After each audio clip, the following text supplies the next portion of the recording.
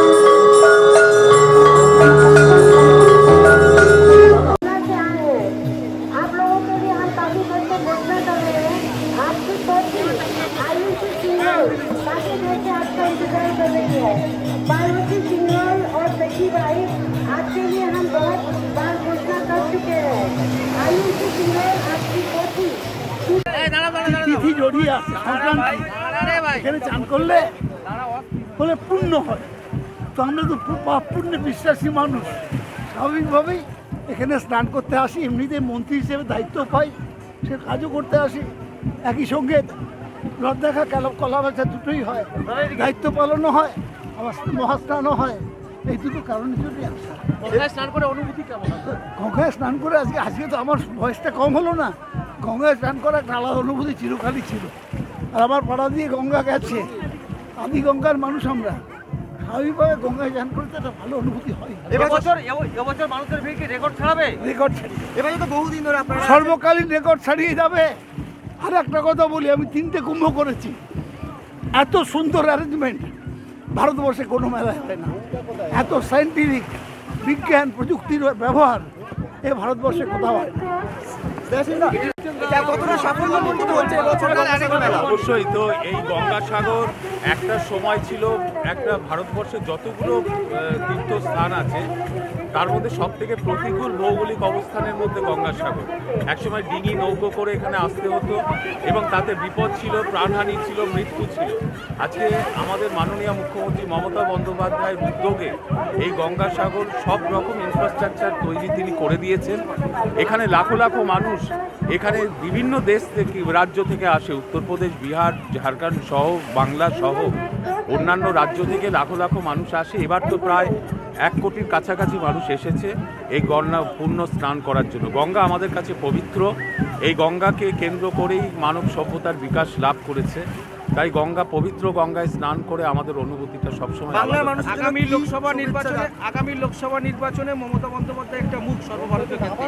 এইবারের মেলার এই যে পরিকাঠামো এবং ব্যবস্থাপনা, এক্ষেত্রে থেকে ইন্ডি জোটের ক্ষেত্রে মমতার কি আরো উজ্জ্বল হবে মনে করছেন? কিন্তু দেখুন, মমতা বন্দ্যোপাধ্যায় যা করেছেন কোনোটাই ভোটকে কেন্দ্র করে করেননি। তিনি নিরবিচ্ছিন্নভাবে 12 বছর ধরে বাংলার যতগুলি তীর্থক্ষেত্র আছে সব ক্ষেত্রগুলোতেই তিনি পরিকাঠামো গড়ে তুলেছেন তীর্থযাত্রীদের সুবিধার জন্য। তাই গঙ্গাসাগর বহু বছর ধরেই এই গঙ্গাসাগরে মানে মমতা বন্দ্যোপাধ্যায়ের নেতৃত্বে আমাদের সরকার আসার পর এখানে তিল করে আধুনিক পরিকাঠামো ইনফ্রাস্ট্রাকচার তিনি গড়ে দিয়েছেন। লোকসভা নির্বাচন আসছে, এই লোকসভা নির্বাচনে তো অবশ্যই করে বিজেপি যে দল হিন্দু ধর্মের একেবারে সত্যানাশ করছে, হিন্দু ধর্মকে নিয়ে রাজনীতির মধ্যে ঢুকিয়ে আজকে হিন্দু ধর্মের সবথেকে বড় অপমান করে চলেছেন এই বিজেপি দল এবং নরেন্দ্র মোদীর সরকার। তার বিরুদ্ধে আজকে সর্বশ্রেণীর মানুষ জোটবদ্ধ হবে। আমাদের দেশ তো ধর্মনিরপেক্ষ, আমরা চাই সব ধর্ম সম্প্রদায় মিলেমিশে ভারতবর্ষে থাকুক, কিন্তু শুধুমাত্র বিভেদ তৈরি করে, মেরুকরণ তৈরি করে ভোটে জেতার জন্য হিন্দু ধর্মকে যেভাবে তারা ব্যবহার করে, এটা হিন্দু ধর্ম বিরোধী। আপনারা দেখেছেন যে 4 জন শঙ্করাচার্য তীব্র প্রতিবাদ জানিয়েছে এই রাম মন্দির উদ্বোধনের ব্যাপারে প্রতিবাদ জানিয়েছে। প্রতিবাদ এভাবেই হবে, কারণ রাজনীতির ক্ষেত্রটা আলাদা। রাজনীতি ধর্মীয় স্থানগুলোকে আমরা পরিকাঠামো তৈরি করে দিই, যারা ধর্মীয় মানুষ তারা যাতে এখানে এসে সুবিধাজনকভাবে আসতে পারে, চলে যেতে পারে এবং একটা ভালো পরিবেশ পায়। এটা হচ্ছে আমাদের সরকারের কাজ, আমরা সেটা করি। আমরা ধর্ম নিয়ে রাজনীতি করি না। পুরী শঙ্করাচার্য প্রধানমন্ত্রীকে তারা উপলব্ধি করছেন, তারা বলছেন, এবং ভারতবর্ষে মানুষও প্রত্যক্ষ করছে যে কিভাবে হিন্দু ধর্মকে খুব খারাপভাবে ব্যবহার করছে বিজেপি। হিন্দু ধর্মের সবথেকে বড় অপমান তো বিজেপি করে চলেছে। हैम रेडियो से संपर्क करें। इंद्रजीत और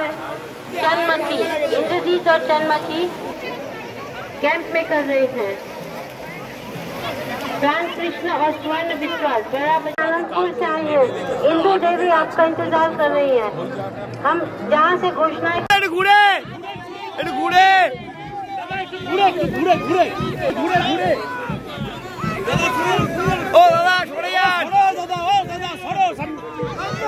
দেখা যাচ্ছে না।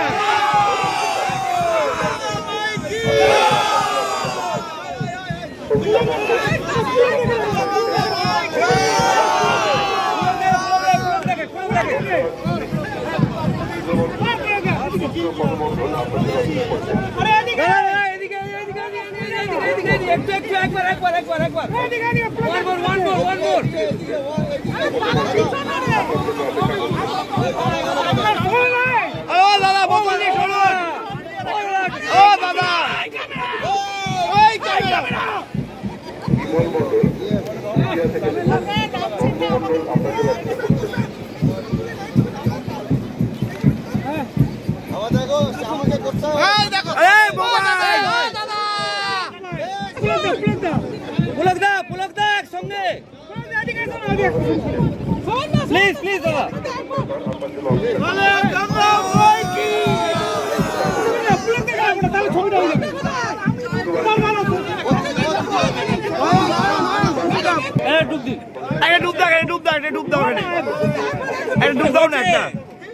ডুব দাও না এখানে। হাত তোলো